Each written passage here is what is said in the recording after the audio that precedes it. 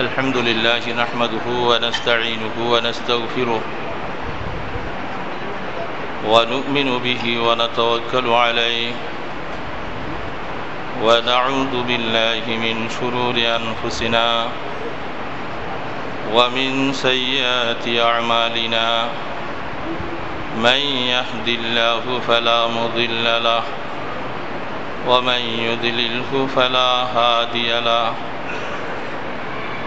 ونشهد أن لا إله إلا الله وحده لا شريك له ونشهد أن سيدنا ومولانا محمدا عبده ورسوله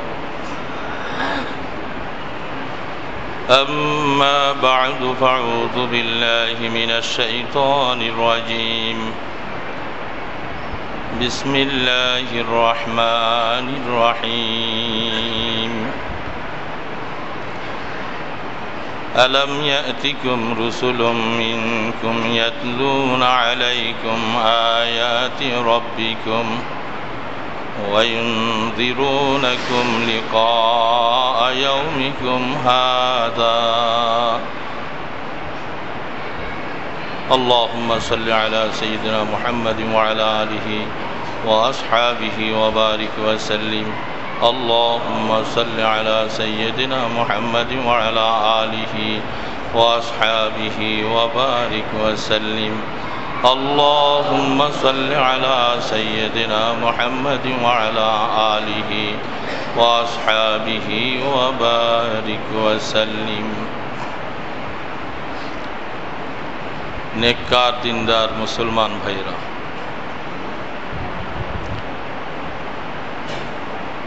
अल्लाह रब्बुल आलमीनेर दरबारे शुक्र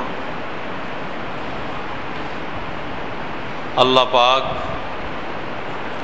दीनेर नेस्बते आमादेरके एकत्रित करेছেন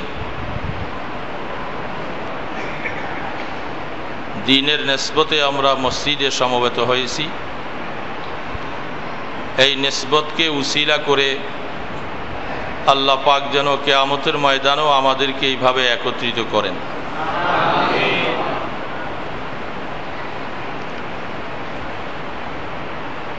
রূহের জগতে যাদের সাথে পরিচয় থাকে হাদিস শরীফের মধ্যে আল্লাহর হাবিব ফরমান দুনিয়ার জগতেও তাদের সাথে পরিচিতি লাভ হয়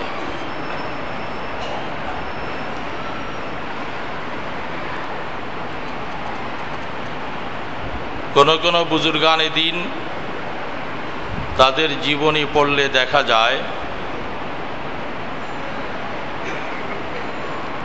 তারা বলেন রূহের জগতে অনেকের সাথে সাক্ষাৎ হয়েছিল বলে যে দুনিয়াতে আসার পরেও মনে হয় যেন ওই মানুষগুলোর সাথেই যেন দেখা হয়েছিল জমিনে আসার পরেও তাদের মনে হয়ে যায়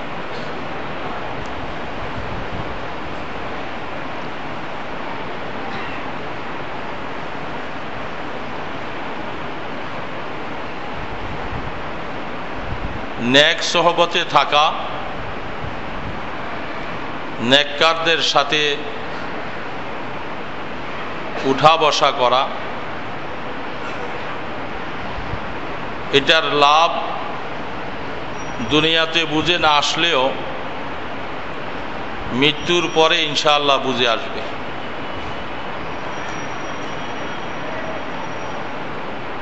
কোনো মানুষ ততক্ষণ পর্যন্ত সে ভালো হতে পারবে না যতক্ষণ পর্যন্ত সে নেককারের সোহবত অর্জন না করে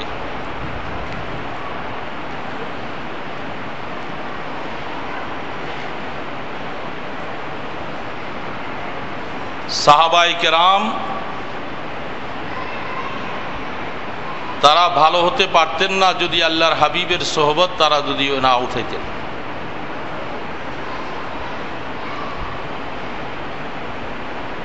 এজন্য এই ধারাবাহিকতাটা নবী সর্বজমানায় থাকবেন না যে নবীর ওয়ারিস যারা আছেন আল্লাহ পাক তাদেরকে দীর্ঘ সময় জমিনে রাখবেন। নবীর ওয়ারিসদের সাথে চলাফেরা করা, উঠা বসা, এটা নবী না থাকার পরে যেন তারা নবীর সাথেই উঠা বসা এবং চলাফেরা করলেন।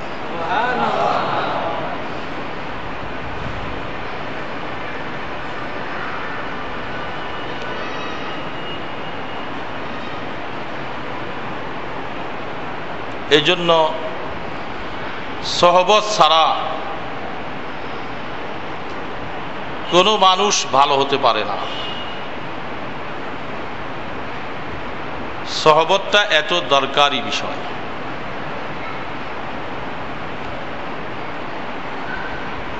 যারা নবীর ওয়ারিস, তাদের উপরে আল্লাহ পাকের তরফ থেকে দায়িত্ব দিয়ে দেওয়া হয়েছে। মানুষকে সহবতে আনার জন্য, মানুষকে আল্লাহ পাকের পথে ডাকার জন্য নবীর ওয়ারিসদের উপরে আল্লাহ পাকের তরফ থেকে বিশেষ দায়িত্ব অর্পণ করা হয়েছে।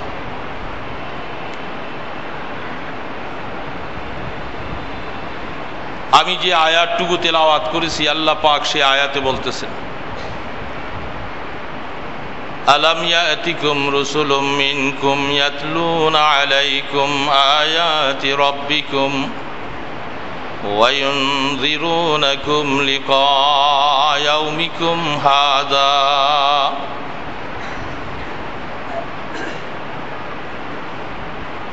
আল্লাহ রাব্বুল আলামিন বলতেছেন, আলাম ইয়াতিকুম রাসূলুম মিনকুম, কিয়ামতের ময়দানে যারা নবী নয়, গায়রে নবীদেরকে আল্লাহ পাক প্রশ্ন করবেন। এবং এইখানে যে রসুল শব্দ বলেছেন, এই রসুলের মেসদাকের মধ্যে মুফাসসির কারিগণ একমত পোষণ করেছেন, নবী যেহেতু সর্বজমানায় থাকবে না, নবীর ওয়ারিস দিয়েই আল্লাহ পাক তখন নবীর কাজগুলি আদায় করাবেন। তারাও রসুলের অন্তর্ভুক্ত তখন। এই জন্য আল্লাহ পাক কিয়ামতের ময়দানে জিজ্ঞাসা করবেন, হে গায়রে নবী যারা ছিলা, তোমাদের কাছে কি নবী রসুল এবং তাদের ওয়ারিসেরা, নবীর ওয়ারিসেরা কি তোমাদের কাছে এই জাহান্নাম সম্পর্কে, আখেরাত সম্পর্কে, ভয়াবহতা সম্পর্কে কি তোমাদেরকে কোনোদিন ভয় প্রদর্শন করে নাই? আলাম ইয়াতিকুম রাসূলুম মিনকুম। উলামায়ে কেরাম বুঝতেছেন এমন একটা সিগা এখানে ব্যবহার করেছেন, ইয়াতিকুম রাসূলুম, যেই শব্দটা একবার দায়িত্ব আদায় করলে শেষ হবে না। যতদিন হায়াতে বেঁচে থাকে, যতদিন চলাচলের শক্তি থাকে, ততদিন পর্যন্ত নায়েবে নবীদেরকে আল্লাহ পাকের তরফ থেকেই দায়িত্ব দেওয়া হয়েছে, তোমরা আমার বান্দাদের কাছে গিয়া তাদেরকে আখেরাত সম্পর্কে বুঝাবে, জাহান্নাম সম্পর্কে বুঝাবে, ময়দানে হাসর সম্পর্কে বুঝাবে, বেহেশতের সুখ শান্তি সম্পর্কে বুঝাবে। তোমাদের মৃত্যুর দুয়ারে যাওয়ার আগ পর্যন্ত জীবনে বারবারের জন্য এই দায়িত্ব পালন করা তোমাদের উপরে জরুরি।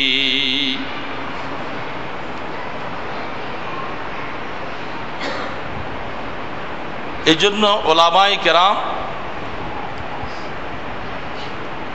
যাদেরকে আল্লাহ পাকের খাসিয়ত দেওয়া হয়েছে, আল্লাহ পাকের ভয়ভীতি যাদেরকে আল্লাহ পাক দিয়েছেন, তারা এই কাজটাকে নিজের জীবনের মিশন মনে করে। দুনিয়ার আর যত কাজ আছে সবগুলি কাজ পরে, এক নম্বর কাজ হবে এই দাওয়াতের কাজ। মানুষকে কেমন করে আল্লাহ পাকের সাথে লাগাই দেওয়া যায়, আল্লাহ পাকের বান্দাকে আল্লাহর সাথে কেমন করে লাগাইয়ে পরিচয় করাই দিতে পারে, এই কাজটা ওলামায়ে হক্কানি রব্বানীদের জীবনের মিশন। ওলামায়ে হক্কানি রব্বানী তারা তাদের জীবনের মিশনকে পরিচালিত করার জন্য জীবনের সর্বক্ষেত্রে তারা কাজ চালিয়ে যাবে। আর গায়রে আলেম যারা, তাদেরকে বলা হচ্ছে যে কিয়ামতের ময়দানে ওই প্রশ্ন যখন তোমাদেরকে করা হবে, সেদিন যেন তোমরা জবাব দিতে অসুবিধা না হয়, ভয়াবহ মুসিবতের মধ্যে যেন গ্রেফতার হয়ে না যাও। এই জন্য তোমাদের জীবনের মিশন হলো তোমরা ওলামাদের সাথে লেগে থাকবে, নায়েবে রসুলদের সাথে তোমাদের জীবনের মূল্যবান সময় তোমরা ব্যয় করবে।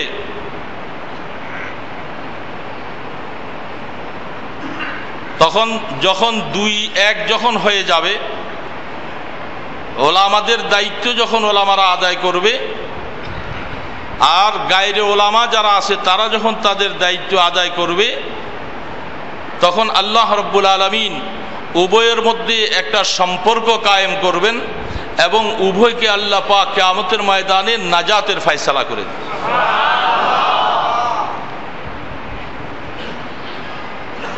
যারা জীবনের এই মিশনকে শেষ করা, জীবনের শেষ অবস্থার মধ্যে যখন পৌঁছে যায়, তখন তারা নিজেদের বিছনার মধ্যে শুয়ে শুয়ে আল্লাহ পাকের কাছে দরখাস্ত করেন,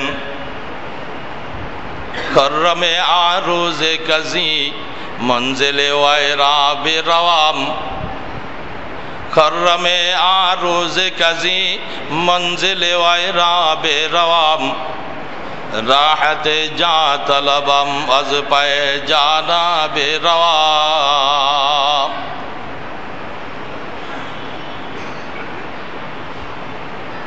এখন আর চলাচল করতে পারে না, দাওয়াতের মেহনত করতে পারে না,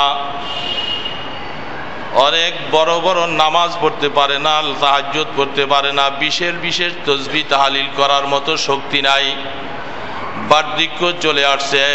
তখন নিজের মনকে সম্বোধন করা বলে, হায় রে মন, এই জীবনটা তো তুমি আল্লাহ পাকের মখলুকের খেদমতের পিছনে জীবন কাটাইয়া এখন তুমি মৌতের দিকে রওনা দিলা। তখন তুমি নিজকে নিজে সম্বোধন করে বলে, খরমে আরোজে কাজী মঞ্জিলে ওয়ায়রা বেরাওয়াম, আমি এই সুজলা সফলা এই দেশকে আমি ছেড়ে দিয়া এমন একটা ঘরের দিকে রওনা দিয়েছি যে এই ঘরের মধ্যে কোনো বন্ধু নাই, বান্ধব নাই, সেইখানে দাওয়াতের কাজ নাই, তাহাজ্জুদ নাই, ইশরাক নাই, চাস্ত নাই, কিছু নাই, সব কিছু নিজের মনটাকে বিসর্জন দিয়া ওই একাকী ঘরের দিকে, নির্জনতার দিকে চলতেছি। খরমে আরোজে কাজী মঞ্জিলে ওয়ায়রা বেরাওয়াম, রাহতে যা তলবম ওয়াজ পায়ে জানা বেরাওয়াম। দুনিয়ার জীবনে কষ্ট করা, দুনিয়ার হায়াতকে আল্লাহ পাকের সন্তুষ্টির পিছনে কাটাইয়া এখন একাকী নির্জনতার দিকে যাচ্ছি। মনের আবেগটা হলো ওই একাকী ঘরের মধ্যে আমার জীবনের শান্তি তালাশ করতেছি। জানি না আল্লাহ পাক আমার ওই একাকী ঘরের মধ্যে শান্তির ফয়সালা করবেন কিনা। সেইখানে আল্লাহ পাক কি মুআমেলা করবেন কাহারই জানা নাই।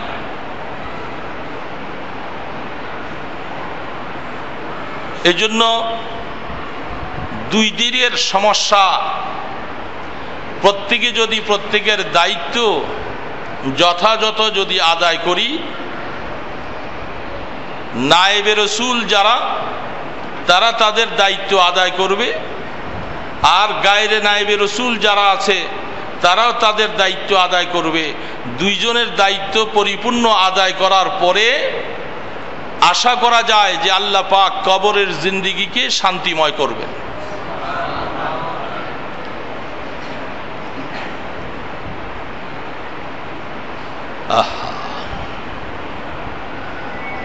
এজন্য আল্লাহ রাব্বুল আলামিন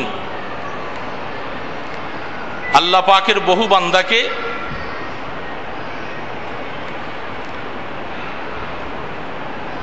এই অনুভূতি দান করেছেন। হযরতে খাজা বাকিবিল্লাহ রাহমাতুল্লাহ আলাইহি একজন আল্লাহ পাকের কাছে জীবন উৎসর্গকারী একজন ব্যক্তি ছিলেন।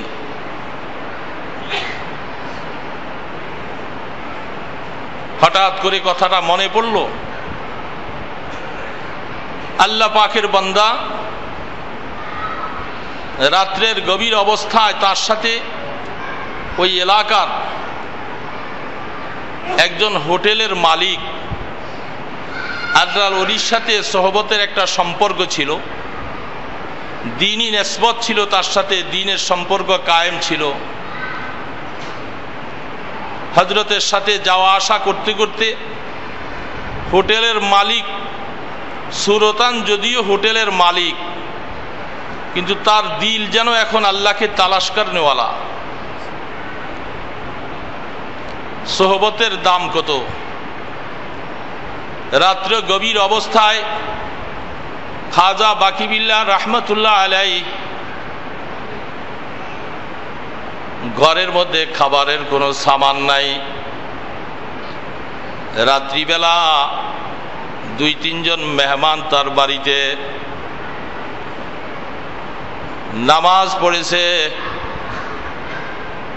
জায়নামাজের মধ্যে বসে আল্লাহ পাকের কাছে দোয়া করলেন, আল্লাহ এই রাত্র গভীর অবস্থা, তোমার মেহমানরা আমার বাড়িতে আসছে, আর মেহমানকে মেহমানদারি করাবার মতো কোনো ব্যবস্থা নাই।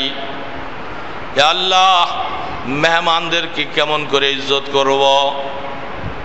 তুমি সব কিছু পারো। আল্লাহ পাকের বান্দা আল্লাহ পাকের কাছে জায়নামাজে বসে দোয়া শেষ করলেন। জায়নামাজ থেকে উঠে মাত্র দেরি হয় নাই, হঠাৎ করে ঘরের দরওয়াজা নক করলেন।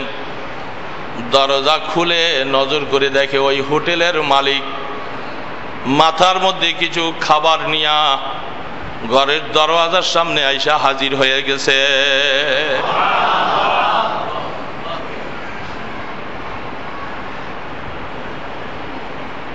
আল্লাহর বান্দা আল্লাহ পাকের কাছে দোয়া করলেন, মনের মধ্যে ইতমিনান যে আল্লাহ, হোটেলের মালিক যে সে কিছুই জানে না, সে কিছুই জানে না, নিশ্চয়ই তুমি তোমার পক্ষ থেকে তার দিলের মধ্যে এই কথাগুলি পৌঁছাইলা, নতুবা সে এই সময় খাবার নিয়ে কেন দরজায় হাজির?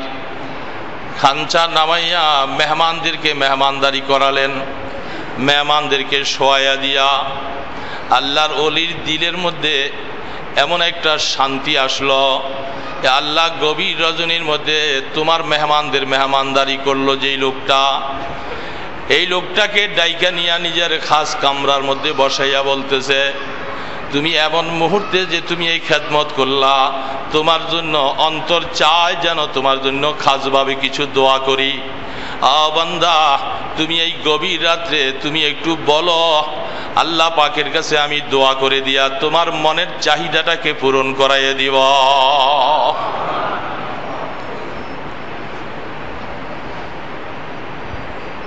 খাস কামরার মধ্যে গভীর রাত্রে ডাইকা নিয়া যখন জিজ্ঞাসা করলেন, যেহেতু আল্লাহওয়ালার সোহবত প্রাপ্ত একজন হোটেল মালিক, দুনিয়ার বহু কিছু চাইতে পারতেন, খোদার বান্দা ওই সুযোগটাকে, সময়টাকে মৌকা মনে করা তখন তার কাছে দরখাস্ত করলেন, হযরত আমি আপনার কাছে দুনিয়ার কিছু চাই না, আমি চাইতেছি এমন একটা দোয়া করেন, আল্লাহ যেন আমাকে আপনার মতো একজন খাজা বাকিবিল্লাহ বানাইয়ে দেয়।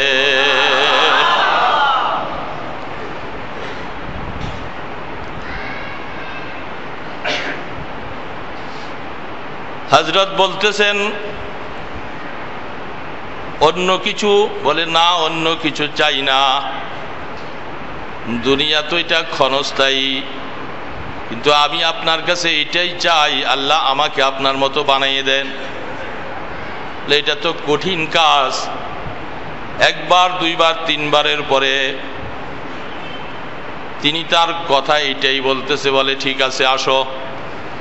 আল্লাহু আকবার, খোদার বান্দা সামনে যাওয়ার পরে বলে তুমি একটু হা করো।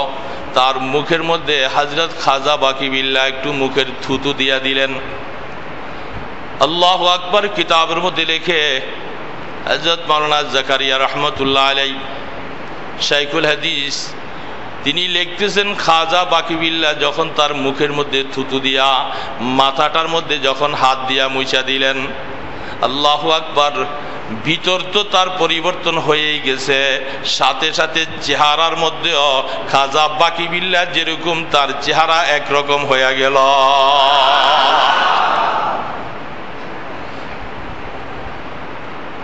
সুরতের মধ্যে পরিবর্তন, সিরতের মধ্যে পরিবর্তন,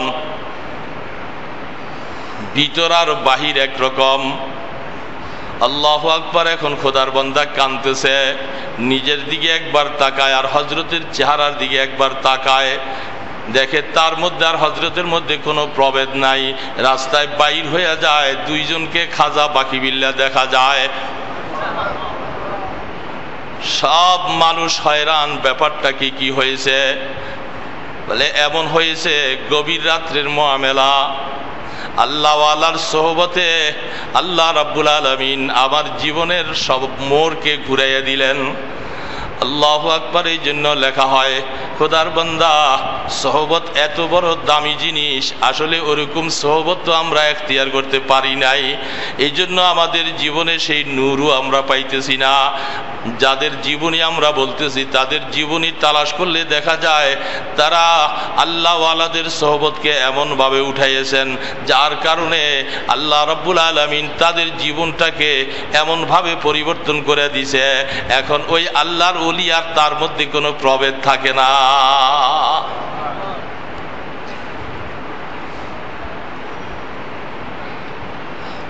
এই জন্য মেহনত বড় শর্ত জিনিস।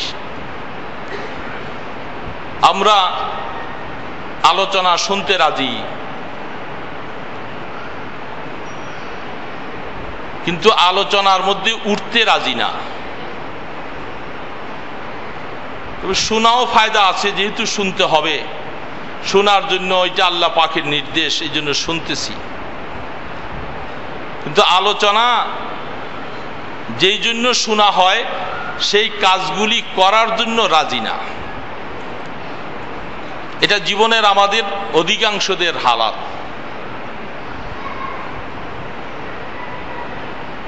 সিরত আর সুরত দুটোটার পরিবর্তন হতে হবে।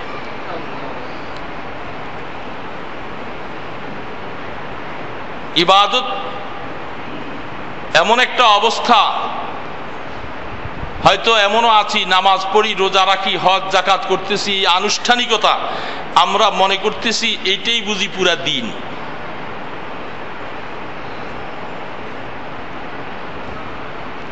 দিন এত বড় একটা ব্যাপক জিনিস,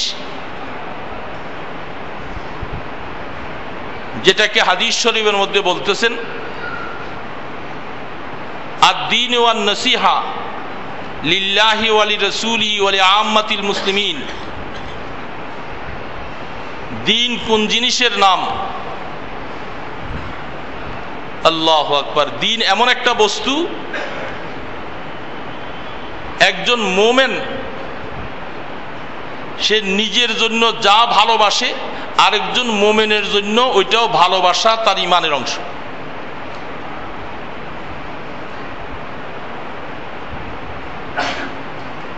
এখন আমি নামাজ ভালোবাসি, রোজা ভালোবাসি, আমার ছেলের জন্য ভালোবাসি না, আমার স্ত্রীর জন্য ভালোবাসি না, আমার মায়ের জন্য ভালোবাসি না, আমার পরিবারের জন্য ভালোবাসলাম না, আমার কর্মচারীদের জন্য ভালোবাসি নাই। বোঝা গেল যে আমি আসলে দ্বীনের উপরে এখন আসি নাই।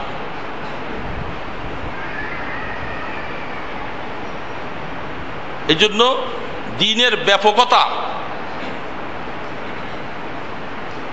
প্রত্যেকটা জিনিসের অবস্থান আছে।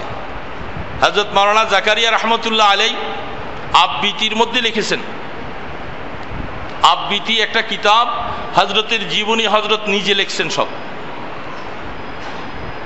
মানুষ তো অনেক সময় কোনো হযরতের জীবনী অন্য কেউ লেখে।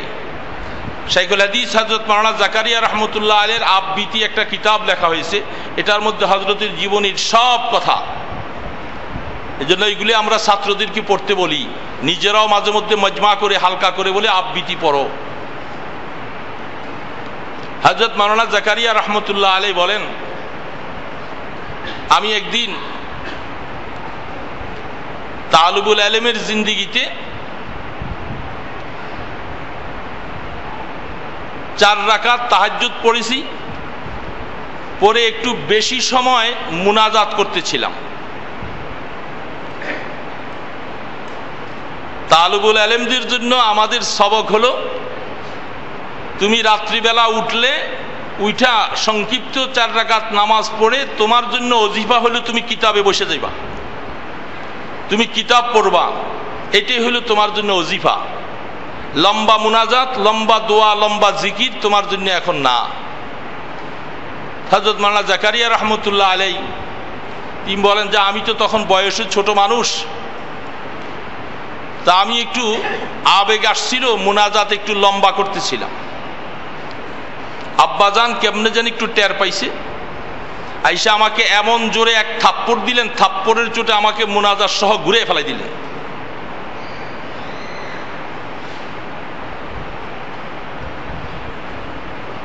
উঠা কোনো দিকে আর দেখলাম না, আইসা তাড়াতাড়ি কিতাব লইয়া বসলাম। ওই সময় তো ছোট ছিলাম, আব্বার এই থাপ্পড়ের উপরে মনে গোসা আসছে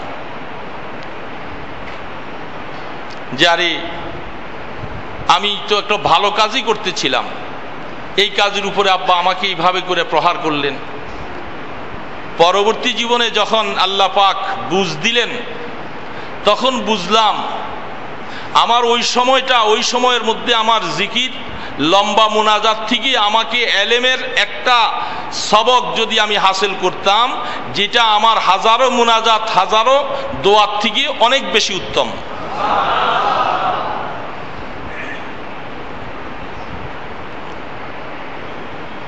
যারা মুহাক্কিকিন তাদের জীবনে বোঝা যায়। এই জন্য বহু মানুষ আমরা দিন সম্পর্কে আমরা অবহেলা, আমাদের অবগতির খুব অভাব, কারণ দিন কি জিনিসের নাম এটা এখনো বুঝি না। শুধু একটু নামাজ কিছু পড়লেও নাই আমাদের কাছে কোরআন।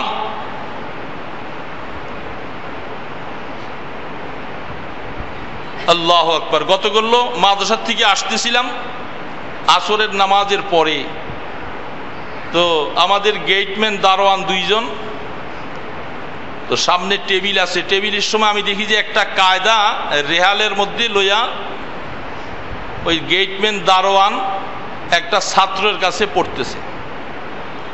তো দেখা খুব ভালো লাগলো, আমি জিজ্ঞাসা করলাম কি তুমি কি কায়দা শিখতেছো?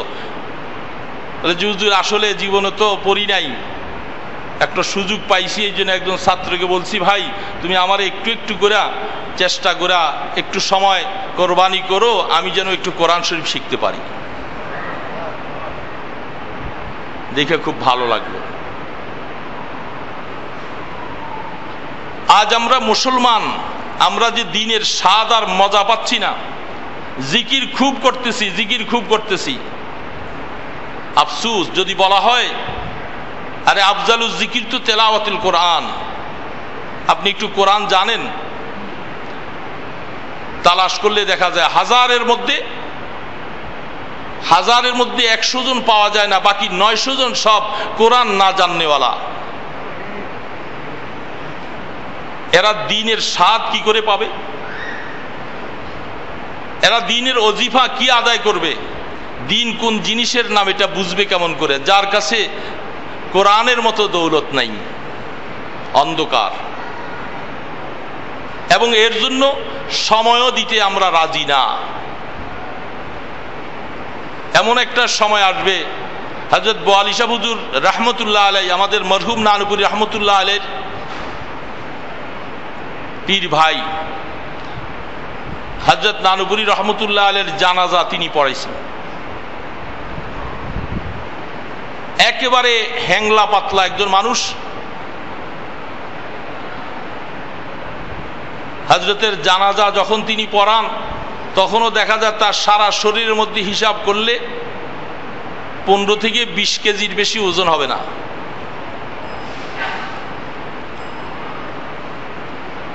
হযরতের জীবনের শেষ অবস্থায় যারা হযরতের সাথে দেখা করতে যান তখন তার একটাই আমল, তিনি এখন কোনো লম্বা চূড়া তসবিহাতও নাই, বড় জিকির আজকারও নাই, তাহাজ্জুদ আওয়াবিন এতগুলি কিছুই পারে না, শরীর একেবারে মাজুর, কিন্তু একটা কাজের মধ্যে তিনি বসে থাকতেন। কেউ গেলে সালাম দিছেন, আসসালামু আলাইকুম, ওয়ালাইকুম সালাম, কোথার থেকে আসছেন?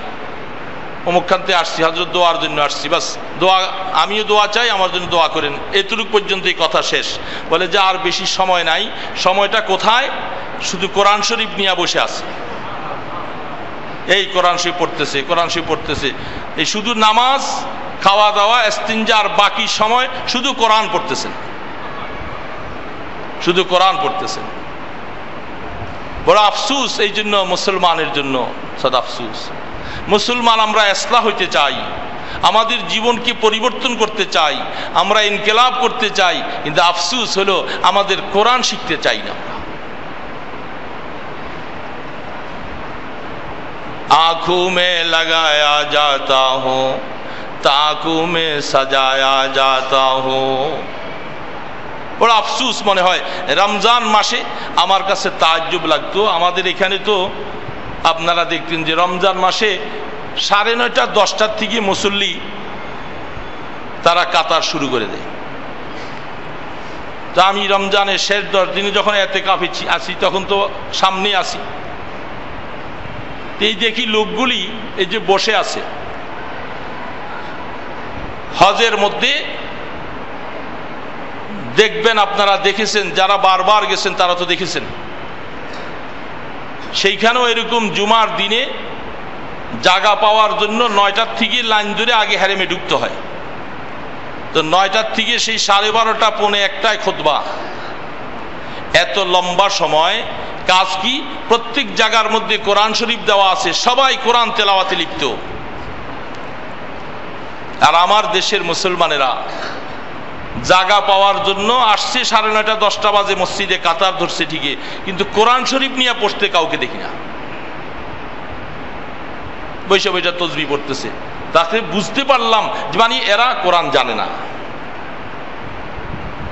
এরা কোরআন শিখে নাই কেউ, যার কারণে অথচ সামনে তো কোরআন দেওয়া আছে, একটু কোরআন শরীফ নিয়ে যে পড়বে সেটা নাই।